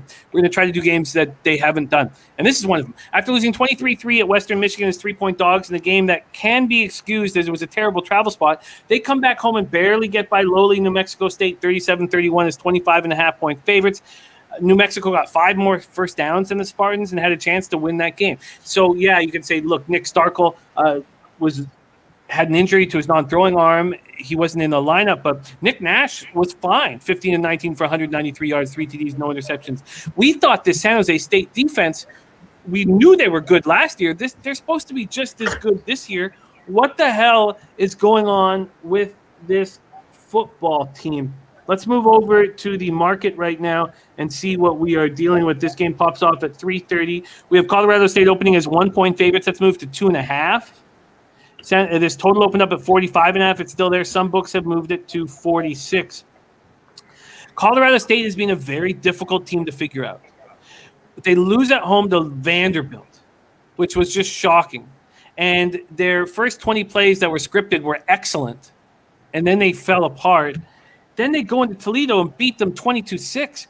They follow that up with an extremely impressive 24-14 loss at Iowa. And now when I look back at it, why were their scripted plays so excellent? Because their coaching is good. And even though they weren't able to make adjustments, which you could say maybe that's a coaching mistake, clearly that was an impressive 24-14 loss at Iowa. Now they come in off their bye week, and they look dangerous. But Rye Cape says San Jose State money line for him, and Troy V said San Jose State money line. I don't know what to make of this game, and I haven't moved on it yet, and I find it very interesting. You had a great read on Colorado State as dogs going into the Glass Bowl in Toledo. What's your feeling here on the Colorado State Rams, Pistol Pete? Yeah, I mean that Toledo game was much more about Toledo than it was about Colorado State. Although it was, the fact that Colorado State was so under. The market didn't like them that much is why they were such a big dog. Colorado State is they're a tough team. I mean they have some positives. They have individual talent. They kind of underwhelm relative to their individual talent as well, based on my analysis. All these games this week, you picked a lot of head case teams, Jimmy the Bag. San Jose State, yeah, I'm not exactly sure what to make of them. They are similar to Marshall in that on paper they should be getting much better results. I'm not too down on Colorado State. They have a great receiving core. They have a lot of positives. A nice defensive front. And the big question is, what the hell is going on with San Jose State? And in general, I like to, I'm very careful about betting on betting games involving head case teams. And this is another one that seems to be what the deal with San Jose State is. My thought might be Colorado State first half, Jimmy the Bag. On paper, it doesn't feel comfortable betting against San Jose State, but statistically, based purely on the stats from this year, that's a play with big value. So, Colorado State first half, maybe I'll make it official. I don't know. What do you think? What is your? I like it. What is your feeling on these college teams off of a bye week? Is that something that you want to buy in? Is that something that you're a little you deal with trepidation because of COVID possibilities? How do you feel with the college team off of a bye week generally? Yeah, it's all about the spot and the coach. How much I like the coach. I mean, you can go back and look at coaches' records off bye weeks, and then the spot is important as well. If it's sometimes coaches will use bye weeks to prepare for bigger games that are coming up after the game that's coming up. So if it's not a big game, they won't use that time necessarily to be in peak form for that game that's coming up. So the bye situation is a positive here for Colorado State, as you said. The scripted plays seem to do well for this team. They certainly have talent, and last year I would not be excited to bet against San Jose State in this spot, but based on the stats from this year, it's a play that is recommended. So I don't know if I can pull the trigger though, because at some point I would expect San Jose State to improve. They're kind of like the San Diego Padres of college football for me right now. But I'm definitely leaning that way. Colorado State first half. Okay, I'll just write that here. That was a game I didn't move on. Lean Colorado State first half. Okay. I'm going to check the comment section here for a second. Let's see. Hoop says Colorado State hung with Iowa. Yeah, statistically, Colorado State is impressive this year and undervalued for sure. Here you go. Hoops 590. This line is way off. No, Pete, don't do it. Oh no, he's saying you have to take Colorado State easy win. Yeah. He's agreeing with me. Yeah. So what is he saying? Don't do it. Oh, he's talking about the sheet. I think he just okay. Yeah, Hoops like yeah. Well, let's move on to the next game on the card, and I believe this is a smash spot here, and I've done exactly that. First half, full game on Troy, -3, -4.5, and I've also taken the under 50. And there's a similar game script for me as to why I'm on the Akron Bowling Green under, but I can't wait to hear your thoughts on this spot. Georgia Southern Eagles 2-3, 1-1 in the Sun Belt at Troy Trojans 2-3, 0-1 in the Sun Belt. Veterans Memorial Stadium in Troy, Alabama, 75 Fahrenheit, partly cloudy, 5 miles per hour is the wind. We have Troy opening up as 4-point favorites. They're now 4.5. This total opened up at 50.5, and it's now at 50. Georgia Southern snapped their 3-game losing streak with a big 59-33 win at home over Arkansas State as just 2-point favorites. They fired Chad Lunsford after their 28-20 loss at home versus Louisiana, and in comes Kevin Whitley. So this guy, I don't have Whitley's numbers in front of me, but he was a high school football coach in Atlanta, and he had 18 years. He was a football coach there, and he had just an unbelievable winning record, very highly thought of, and he inspired the team. They ran for 7 touchdowns. Logan White in that win over Arkansas State. Logan White ran for 208 yards on just 10 carries. They ran for 503 yards while passing for 37. And it comes down for me that Troy simply won't let them do that. Troy allows 97.8 yards rushing a game. They're a very angry group after a shocking 29-16 loss at Louisiana Monroe, followed by a 23-14 loss at South Carolina. They come home after 3 straight weeks on the road, and they're in desperate need of a big home win to turn their season around. And I think they do exactly that. And I think that all the good feelings over Whitley coming in and as coach of the team, they worked 1 week. Are they going to work again week 2? I don't think so. I think Troy snaps back and is a good football team again. And I've got 3 bets on this game. I've got Troy first half -3, full game -4.5, and the full game under 50. And I guess looking back at it, probably, Georgia Southern team total under would have been the way to go. But I'm certainly not going to make 4 bets on this game. Georgia Southern, Troy, Pete, last game on our NCAA football card. Take it away. Yeah, you picked a lot of tough ones, Jimmy the Bag. I hope you cash. I mean, you pretty much nailed it. The win over Arkansas State was pretty impressive, and Troy, how are they going to be able to handle it? Troy statistically is okay. The ULM loss though was bad. Obviously, I've given a few official plays, right? And I think I'm going to make the Vanderbilt Florida first half over the official birthday pick for Ski Profit. This one, I just don't feel comfortable giving an official play on. If I'm not going to bet it, I don't know if I can give an official play on it. And, I certainly hope you cash. And I'd be interested to hear more about, why you like it so much and other people who might agree with you or disagree with you on it. But, it's yes. The answer is that it was a great win over Arkansas State, but I'm not sure this is a letdown spot for Georgia Southern. Statistically, it looks to me like it's not. That doesn't mean it's not. Just means that from the stats that I looked at, it would indicate that it's not necessarily a letdown spot. And I'm going to have to pass once again. I think Troy has the makeup to completely. I'm not saying shut down and stop, but completely slow down what Georgia Southern did. Mally Mal like in the under, so do I. There's going to be a ton of running in this game. Mm-hmm. And I like Troy to bounce back after 3 weeks on the road and tough losses, and now they get back to Veterans Memorial Stadium, and I think it'll be packed, and I think they'll take care of business here. And I think that boost off of the Lunsford firing will be, not nearly the same in the second game of his career as coach of Georgia Southern. So there you have it. Those are my 6 bets. So I got 3 on Troy game. I got the first half -3, full game -4.5, and then the under 50. We have Pete leaning towards Colorado State first half, and he's leaning towards Old Dominion Marshall under. I'm on a first half full game on Marshall. I think they bounce back. I think some of these home teams will bounce back. Nothing for us in Northern Illinois, Toledo. Then in the Vanderbilt, Florida game, he's on the first half over 32 at -129. And I'll make that the official birthday pick for Ski Profit. Happy birthday, Ski Profit. God, I hope this one cashes. But if it doesn't, I hope you have a great year anyway.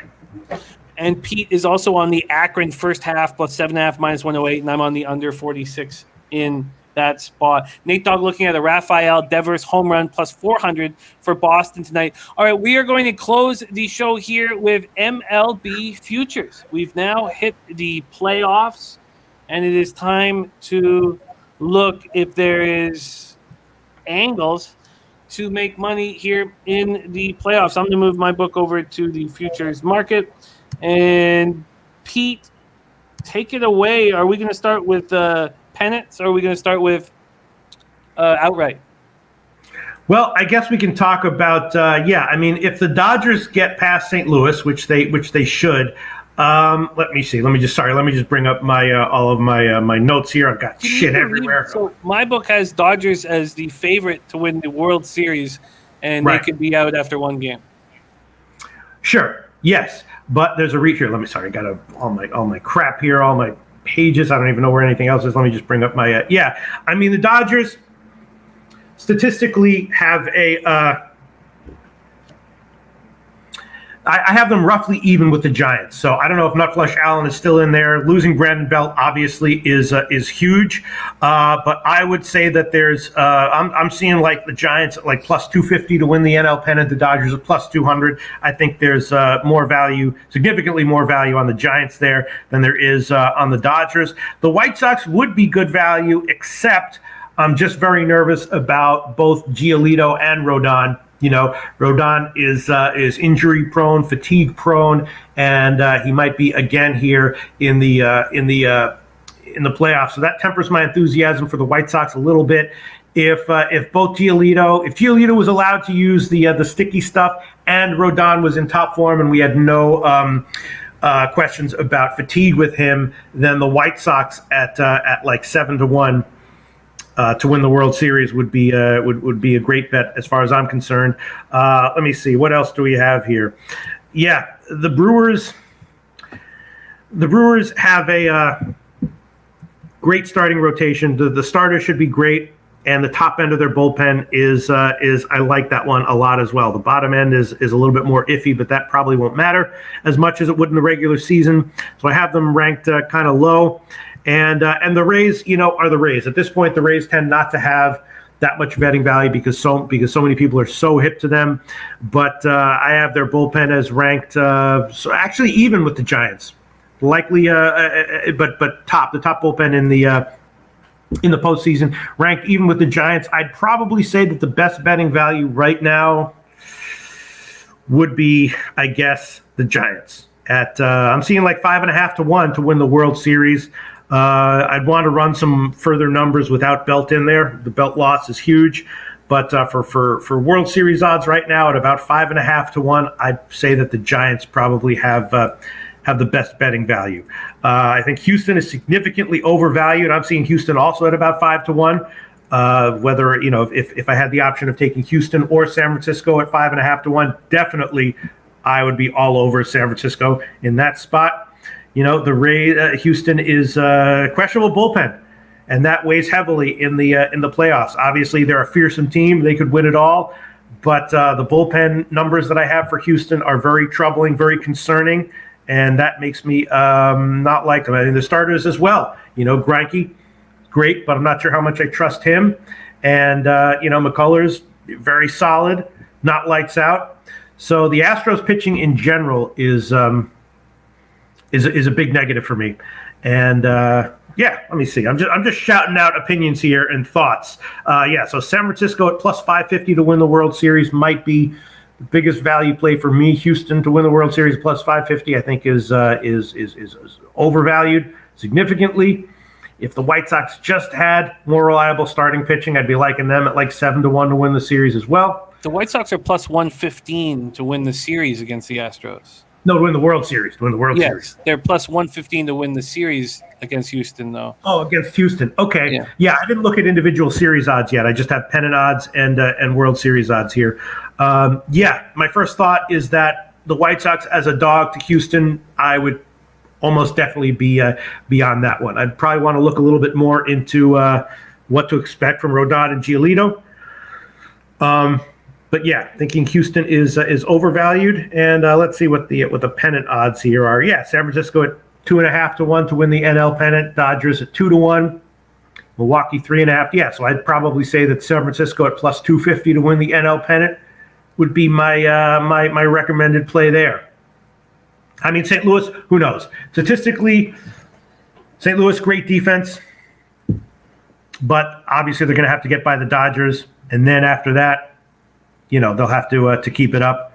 And, it's if there's some kind of mystical thing that's going on with the Cardinals, good for them, and I'm missing it. But I was all over the Cardinals turning it around in the middle of the season after they got a bunch of their guys back from injury. I knew their defense was a big asset, so I'm not surprised at all by what happened with them. And I think I mentioned that in almost every show we did, every Tuesday show during the regular season. But for the for the playoffs, I'm not too high on them. Dennis Garcia liking Houston, saying, can I get Houston minus 1.5? I just want to see here if I can get that because I should be able to. Series handicap. Here you go. Nutflesh Allen says, don't stress too much on Belt, even though it's bad news. One part of this Giants team is every guy that fills it. Yes. I mean, the Giants are somewhat Rays-esque in their team makeup. Yes. But don't stress too much on Belt. I got to stress on that. I mean, I got to stress on it. You know what I'm saying? It's a huge bat that's missing. I got to stress on it. But good point by Nutflesh Allen. Yes, their team makeup is built well. Yes, you're right, for long-term success and to weather injuries, definitely. Neither one of you guys, by the way, has mentioned the Rays and the Braves, who I think the Brewers are coming in on a low. The Braves right now, I assume they're plus money to win that series. Braves right now to win that series. I'll look it up here in a second. But the Rays to win the American League, I've got it at plus 235. It's not that much value, but they've got an easy path, especially if they have to play the Red Sox. Transparency. But I think you guys are missing out on some Rays value too. I just didn't look. I just didn't get to that page in my notes. Okay, I'm not missing out on it. I didn't. I'm kidding. Yeah, no, that's a great point. I mean, if you look at, I definitely think there's more value on the Rays than Houston at the current lines.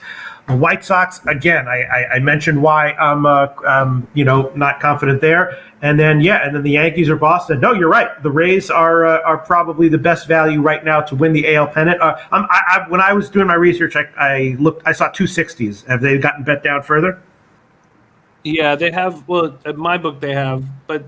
Couple of notes. One, the Braves are plus 125. And for Dennis Garcia, the Astros minus 1.5 in their series against the White Sox is plus 165. Plus 165 in that spot. Yeah, I mean, it's just that, Rodon might get crushed and Giolito might get crushed, So I'm not going to bet the White Sox against Houston, just because, if you put yourself behind the 8 ball in two games because of your starting pitching, that's difficult to overcome. So the White Sox I have a big question mark with. Houston I think is just a little bit overvalued, and I would agree with Jose that Tampa Bay once again is probably being undervalued a bit by the market. Yeah. I'm a plus 200 to win the AL, and the Astros at plus 225 is just crazy to me. I know they've been there and done it before, but I still think that's not enough here for me. So if you had one bet, Pete, to make in the playoffs, it would be San Francisco Giants to win the World Series? No, I'd probably stick with the NL pennant because the Braves are a team I don't want to be betting against.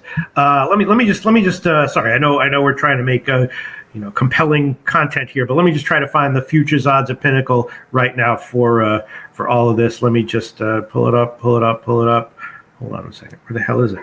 Dennis Garcia says wanted a little more. White Sox feasted on a bunch of horrible teams. They aren't any good, product of the division.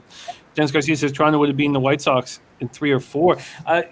Look, Toronto was absolutely rolling, and I blame management, as I did all year long, for wasting such a spectacular baseball team and not fixing the bullpen earlier and things of that nature.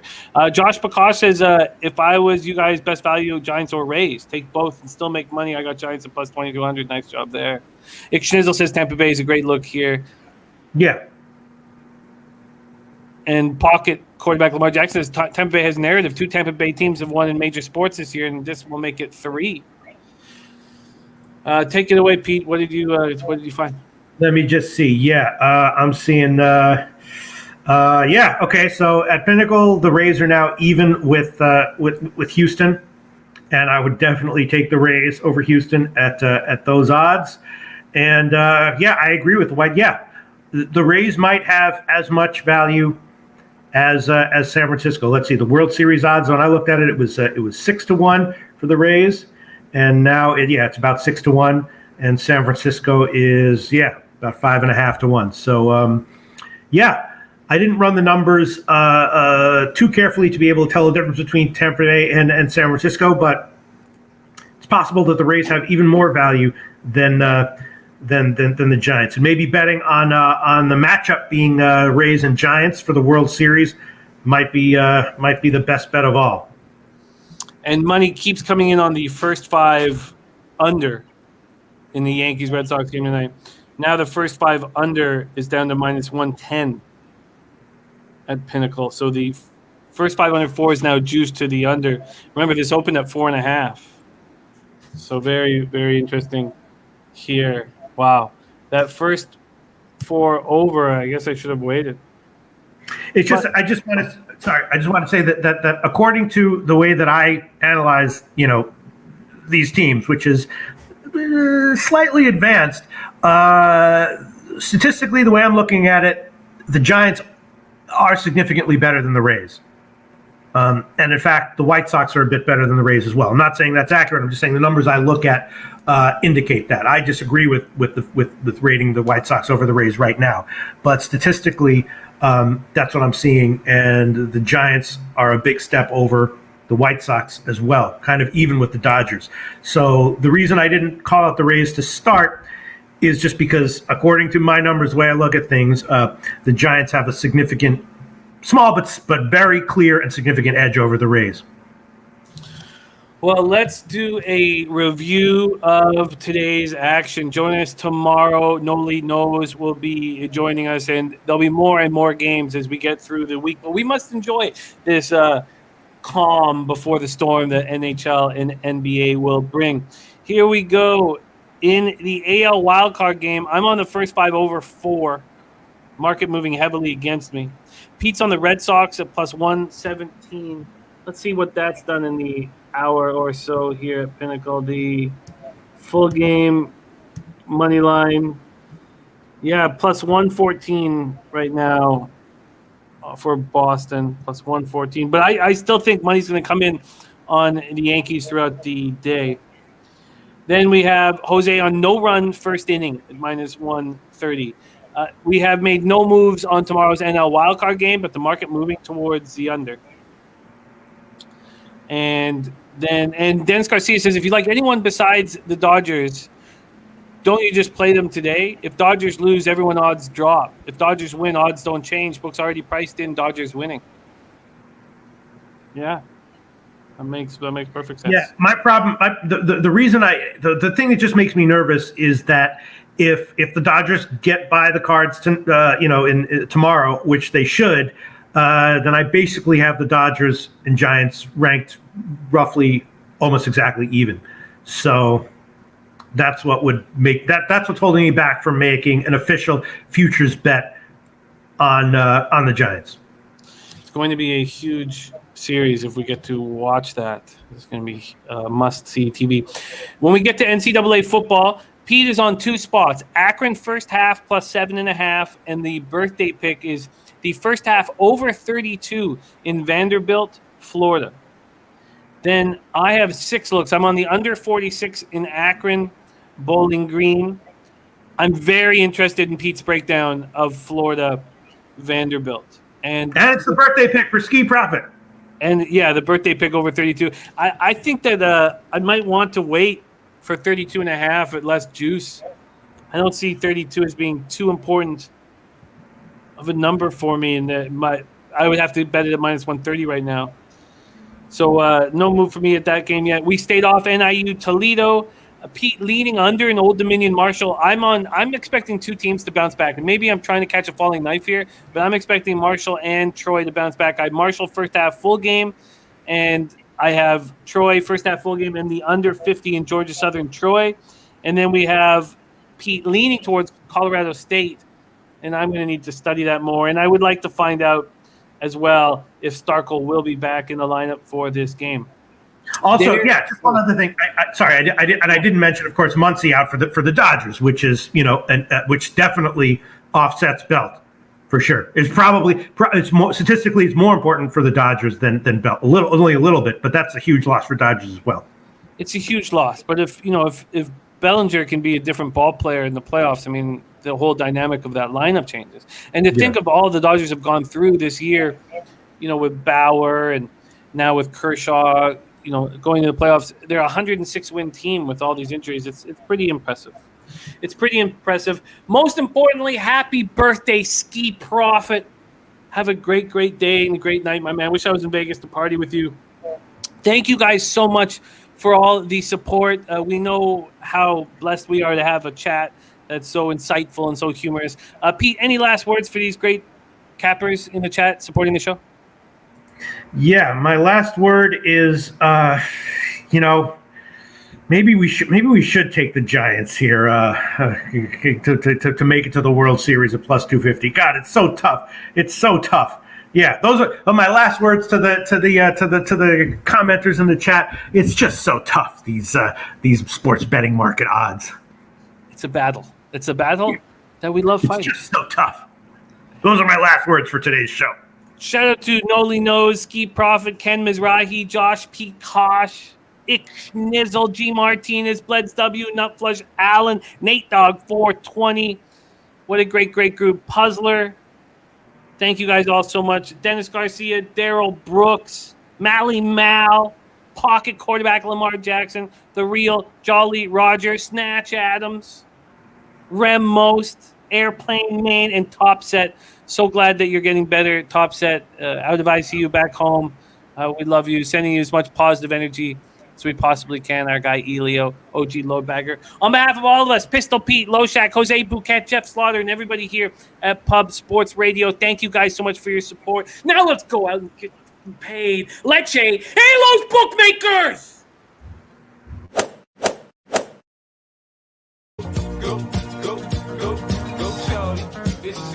What up, cappers, gamblers, punters, hustlers, low baggers?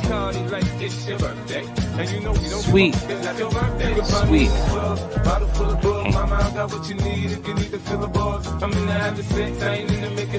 Lecce, Halos Bookmakers! Bottle full of bug, mama, I got what you need if you need to fill the bars. I'm in the having sex, I ain't in the making love, so come give me a hug, getting the rough.